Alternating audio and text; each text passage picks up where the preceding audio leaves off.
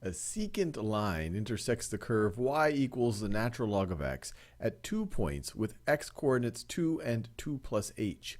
What is the slope of the secant line? Well, they're giving us 2 points on this line. It might not be immediately obvious, but they're giving us the points when x is equal to 2. When x is equal to 2, what is y? Well, y, they tell us, y is equal to the natural log of x. So in this case, it is going to be the natural log of 2. And when x is equal to 2 plus h, what is y? Well, y is always going to be the natural log of whatever x is. So it's going to be the natural log of 2 plus h. And so these are 2 points that sit on the secant line. This happens to be where the secant line intersects our curve, but these are 2 points on the line. And if you know 2 points on a line, you will then be able to figure out the slope of that line.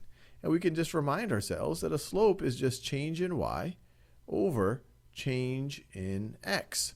And so what is this going to be?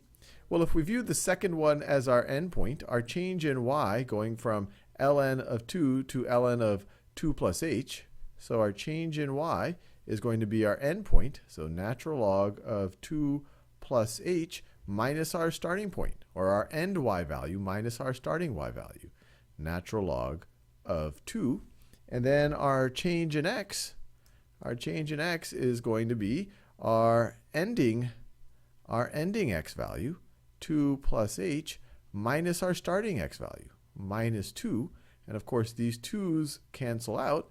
And if we look here, it looks like we have a choice that directly matches what we just wrote.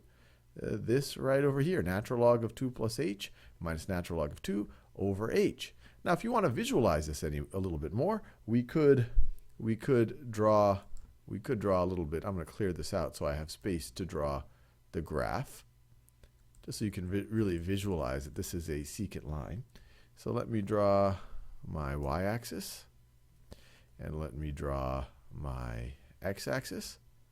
And y equals the natural log of x is going to look, so let me underline that. That is going to look something like this. I'm obviously hand drawing it, so not a great drawing right over here.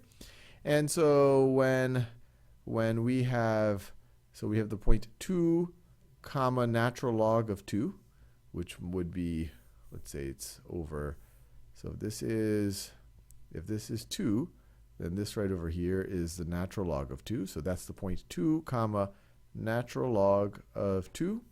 And then we have some other, we just know it in the abstract, 2 plus h. So it's 2 plus something. So let's say that is 2 plus h. And so this is going to be the point where we sit on the graph. That's going to be 2 plus h comma the natural log of 2 plus h. And the exercise that we just did is finding the slope of the line that connects these two. So the line will look something like that.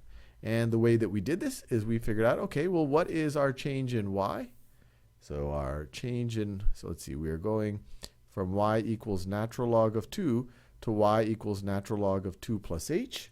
So our change in y is our natural log of 2 plus h minus natural log of 2, minus natural log of 2. And our change in x, well, we're going from 2 to 2 plus h.